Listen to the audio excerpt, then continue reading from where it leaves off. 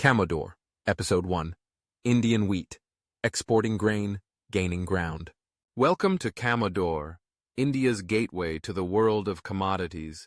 From sunlit fields to bustling ports, from traditional crops to modern superfoods, from wheat and rice to moringa and herbal marvels, every episode brings you deep insights into how Indian agri-products travel across the globe. This is where trade meets tradition and data meets destiny. Camodoor, insight, intelligence, impact.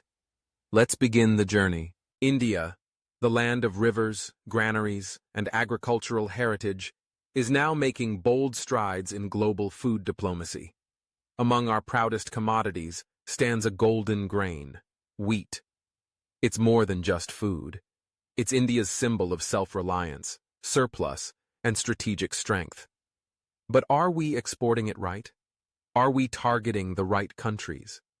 And most importantly, are Indian exporters getting the value they deserve? Let's break it down. The global rise of Indian wheat.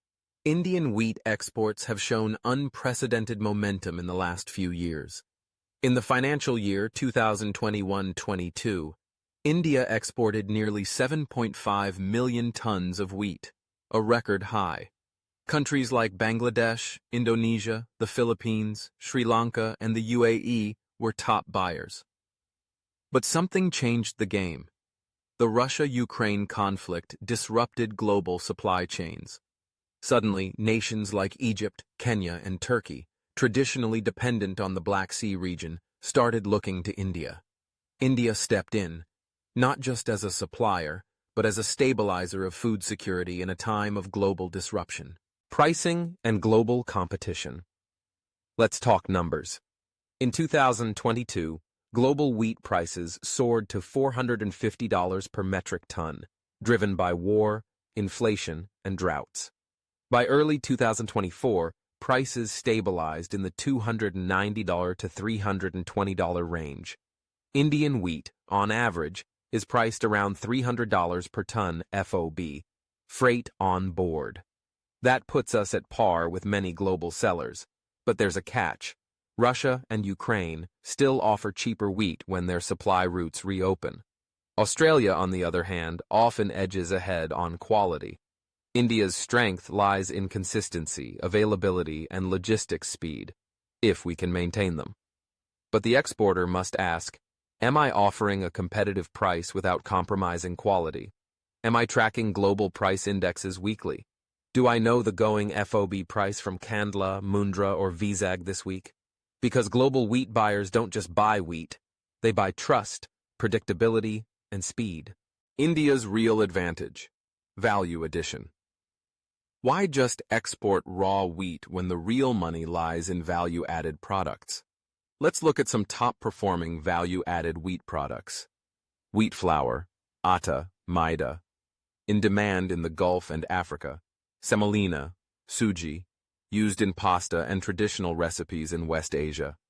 Processed foods like instant noodles, pasta, wheat snacks, biscuits, fortified wheat, targeting nutrition programs in developing countries. Organic whole wheat, seeing rising demand in the US and EU.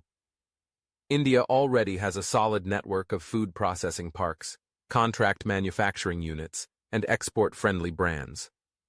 The time is ripe to create more export-ready private labels in wheat-based foods. Exporters must think bigger. Don't just export a grain. Export a product. Don't just load a sack. Load a shelf-ready brand. That's where profits multiply, from $300 per ton to over $1,000 per ton equivalent in processed form. Port strategy and logistics advice. Indian wheat moves through key ports like Kandla, Mundra, Vizag, and Chennai. Kandla handles bulk shipments. Mundra offers containerized value-added goods. Vizag is critical for southeast-bound trade, but challenges remain. Rail movement bottlenecks, customs delays, insufficient cold storage for processed wheat, all these can derail a good export deal. Exporters must become logistics smart. Pre-book port slots to avoid congestion. Use containerized shipments for smaller processed orders. Follow phytosanitary regulations strictly to avoid rejection. Claim export incentives under schemes like RODTEP, remission of duties and taxes on exported products. Your wheat may be world-class, but if your documentation and logistics don't match, the shipment won't sail. Strategic guidance to exporters. India is not a cheap exporter, nor should we be. We are a trusted food source to a hungry world. That trust must reflect in our price, packaging, and policy. Exporters. Here's your winning strategy. Focus on emerging food-insecure regions like East Africa, parts of Southeast Asia, and Middle Eastern countries with import dependency. Offer reliability, long-term contracts, consistent quality, no sudden disruptions. Invest in packaging and branding.